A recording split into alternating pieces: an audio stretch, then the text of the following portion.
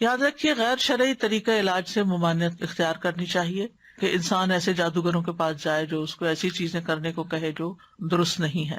یعنی شعبدہ بازو سے علاج نہیں کروانا چاہیے، اور حرام میں شفا نہیں ہے. اگر کوئی کہے کہ شراب لے آؤ، میں اس کے اوپر کچھ منتر پڑھ دیتا ہوں اور اس سے تم مت پیو تو ٹھیک ہو جاؤ گے، تو ایسی چیزیں نہیں کرنی چاہیے. پھر جادو کا علاج جادو سے نہیں کرنا چاہیے. یعنی کچھ لوگ جادوگروں کے پاس چلے جاتے ہیں اور وہ ان کے جادو کا توڑ کرتے ہیں جادو کے ذریعے. اور پھر غیر شرعی جھاڑ پھنکار جو ہے، جس کو نشرہ کہا جاتا ہے، فرمایا یہ شیطانی عمل ہے، کیونکہ اس میں جنات کی مدد طلب کی جاتی ہے، روحوں کو پکارا جاتا ہے. اسی کے بارے میں آپ نے فرمایا تھا کہ میری امت کے 70,000 لوگ بلا حساب جنت میں داخل ہوں گے. یہ وہ لوگ ہیں جو نہ جھاڑ پھونک کرواتے ہیں، نہ پھال لیتے ہیں، بلکہ اپنے رب پر بھروسہ کرتے ہیں.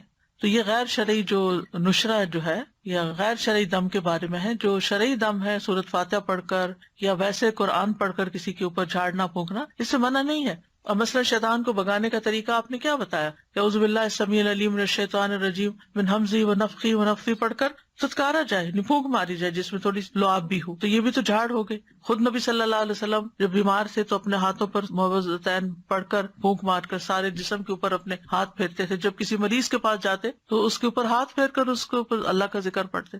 یہی رقیہ ہوتا ہے، یہی دم ہوتا ہے. لیکن کاہنوں اور نجومیوں کے پاس نہیں جانا چاہیے اور تعویذ وغیرہ سے بچنا چاہیے. عبداللہ رضی اللہ عنہ کہتے ہیں میں نے رسول اللہ صلی اللہ علیہ وسلم کو یہ فرماتے ہوئے سنا کہ جھاڑ پھونک، تعویذ اور گنڈے سب شرک ہیں. جو صحیح والی جھاڑ پھونک ہے وہ منع نہیں ہے، جو نشرہ ہے اس کی بات ہو رہی ہے. کہتی ہیں میں نے کہا آپ یہ کیا کہہ رہے ہیں؟ اللہ کی قسم میری آنکھ بہتی تھی، میں فلاں یہودی کے پاس جاتی، وہ اس پہ دم کرتا، وہ ٹھیک ہو جاتی. تو عبداللہ بن مسعود نے فرمایا یہ شیطانی عمل ہے، شیطان اپنے ہاتھ سے اسے دھنساتا، جب تم اس پہ دم کراتی تو وہ باز آ جاتا. تمہارے لیے تو یہی کافی ہے کہ تم وہ دعا پڑھ لیا کرو جو رسول اللہ صلی اللہ علیہ وسلم پڑھتے تھے کہ اے لوگوں کے رب اس تکلیف کو دور فرما، مجھے شفا عطا فرما، تو ہی شفا دینے والا ہے، تیرے علاوہ کسی کی شفا کچھ نہیں، ایسی شفا عطا فرما جو بیماری کا نام و نشان نہ چھوڑے. اذهب البأس رب الناس واشف انت الشافی لا شفاء الا شفاؤک اشف شفاء لا یغادر سقما. پھر اسی طرح جادو سے حفاظت کے لیے اور جادو کے علاج کے لیے سورۃ الفاتحہ جو ہے یہ بہت فائدے کی ہے. اور اس کی دلیل کیا ہے؟ ابو سعید خدری کہتے ہیں کہ نبی صلی اللہ علیہ وسلم کے چند صحابہ عرب کے قبیلوں میں سے ایک قبیلے کے پاس سے گزرے تو قبیلہ والوں نے ان کی ضیافت نہیں کی. کچھ دیر بعد اس قبیلے کے سردار کو بچھو نے کاٹ لیا. قبیلے والوں نے کہا کہ آپ لوگوں کے پاس کوئی دوا یا کوئی دم کرنے والا ہے؟ تو صحابہ نے کہا کہ تم نے ہماری ضیافت نہیں کی، اب ہم اس وقت تک دم نہیں کریں گے جب تک تم ہمارے لیے اس کی مزدوری مقرر نہ کرو. یہیں سے راقی حضرات جو ہیں وہ اس کی دلیل لیتے ہیں کہ راقی جو ہے وہ اجرت لے سکتا ہے. چنانچہ ان لوگوں نے چند بکریاں دینی منظور کر لی. پھر ابو سعید خدری سورۃ الفاتحہ پڑھنے لگے اور اپنا لعاب بھی اس جگہ پر ڈالنے لگے. اس سے وہ شخص اسی وقت ٹھیک ہو گیا، تندرست ہو گیا. چنانچہ قبیلے والے بکریاں لے کر آئے، لیکن صحابہ نے کہا جب تک ہم نبی صلی اللہ علیہ وسلم سے پوچھ نہ لیں ہم بکریاں نہیں لے سکتے. جب آپ سے پوچھا گیا تو آپ مسکرائے اور فرمایا تمہیں کیسے معلوم ہو گیا تھا کہ سورۃ فاتحہ سے دم بھی کیا جا سکتا ہے؟ ان بکریوں کو لے لو اور اس میں میرا حصہ بھی رکھو. یعنی خوش مزاجی سے آپ نے فرمایا، اور یہ اس لیے فرمایا گا کہ لوگوں کے دلوں کے اندر کراہت نہ ہو اس میں. تو اس میں آپ دیکھیے کہ بعض راکی اس سے یہ دلیل بھی لیتے کہ وہ 40 بکریاں تھی اور راکی کو 40 بکریوں کی قیمت تک کی قیمت لینے کا جواز ملتا ہے. بہرحال اللہ عالم. پھر سورۃ البقرہ جو ہے اس کا پڑھنا، نبی صلی اللہ علیہ وسلم نے فرمایا سورۃ البقرہ پڑھا کرو، اس کا پڑھنا باعث برکت ہے اور اس کا چھوڑنا باعث حسرت ہے، اور جادوگر اس کو حاصل کرنے کی طاقت نہیں رکھتے، یعنی اس پہ قابو نہیں پا سکتے. تو اس میں کیا کرنا چاہیے؟ روٹین میں روز سورۃ البقرہ کا کچھ حصہ پڑھتے رہنا چاہیے، جب پھر ختم ہو جائے پھر شروع کر لے. پھر یعنی اور کچھ نہیں تو روزانہ 2 پیجز، یعنی صفحہ ایک صفحہ ادھر ہوتا ہے ایک صفحہ ادھر. مصحف عثمانی میں آپ دیکھیں آیت پہ ختم ہوتا ہے نا صفحہ، 2 صفحے ہر روز پڑھ لیا کریں، مثلا 4 صفحے ہر روز پڑھ لیں، 8 صفحے ہر روز پڑھ لیں تاکہ وہ برکت رہے.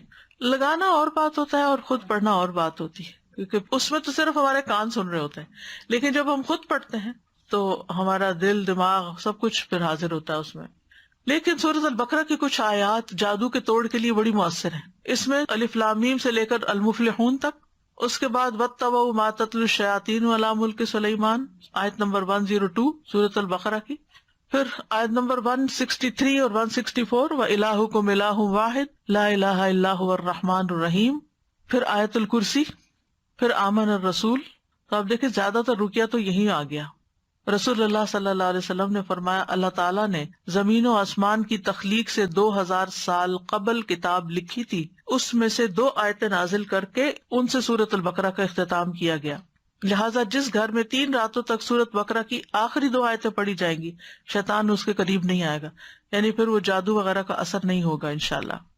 دیگر قرآنی آیات بھی ہیں جیسے سورۃ آل عمران کی آیت نمبر 18 اور 19، شہد اللہ انہ لا الہ الا ہو، اس میں بھی توحید کی بات ہے۔ پھر سورۃ الاعراف آیت 54 سے 56 تک، ان ربکم اللہ الذی خلق السماوات والارض فی 6 ایام، اور آیت 56 ہے ولا تفسدوا فی الارض بعد اصلاحها۔ پھر سورۃ الاعراف کی آیت نمبر 117 سے لے کر 122 تک، وَأَوْحَيْنَا إِلَىٰ مُوسَىٰ أَنْ أَلْقِ عَصَاكَ فَإِذَا هِيَ تَلْقَفُ مَا يَأْفِكُونَ، جو آج لیکچر کے شروع میں آیات آپ نے سنی، 117 سے 122 تک۔ پھر سورۃ یونس آیت 81 سے 82، فَلَمَّا أَلْقَوْا قَالَ مُوسَىٰ مَا جِئْتُمْ بِهِ السِّحْرُ إِنَّ اللَّهَ سَيُبْطِلُهُ إِنَّ اللَّهَ لَا يُصْلِحُ عَمَلَ الْمُفْسِدِينَ وَيُحِقُّ اللَّهُ الْحَقَّ بِكَلِمَاتِهِ وَلَوْ كَرِهَ الْمُجْرِمُونَ۔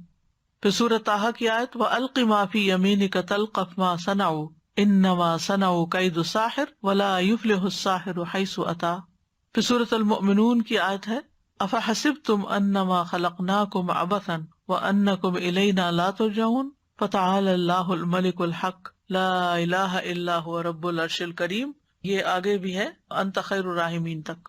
المؤمنون کی آیت نمبر 115 سے لے کر 118 تک، 115 سے 118، یہ سورۃ المؤمنون۔ اور سورۃ طٰہٰ کی آیت نمبر ہے 69 69، اور یونس کی ہے 81 اور 82۔ پھر سورۃ صافات پہلی 10 آیتیں، پھر سورۃ الاحقاف 29 سے 33 تک، پھر سورۃ الرحمن 33 سے 36 تک، پھر سورۃ الحشر 21 سے 24 تک، یعنی آخری آیت جو ہے نا لو انزلنا ھذا القرآن علی جبل۔ پھر اس کے بعد سورۃ التغابن آیت 14 سے 16 تک، پھر ہے سورۃ الجن آیت نمبر 1 سے 9 تک، پھر معوذات قل هو اللہ احد، قل اعوذ برب الفلق، قل اعوذ برب الناس، پھر کچھ مسنون دعائیں بھی ہیں۔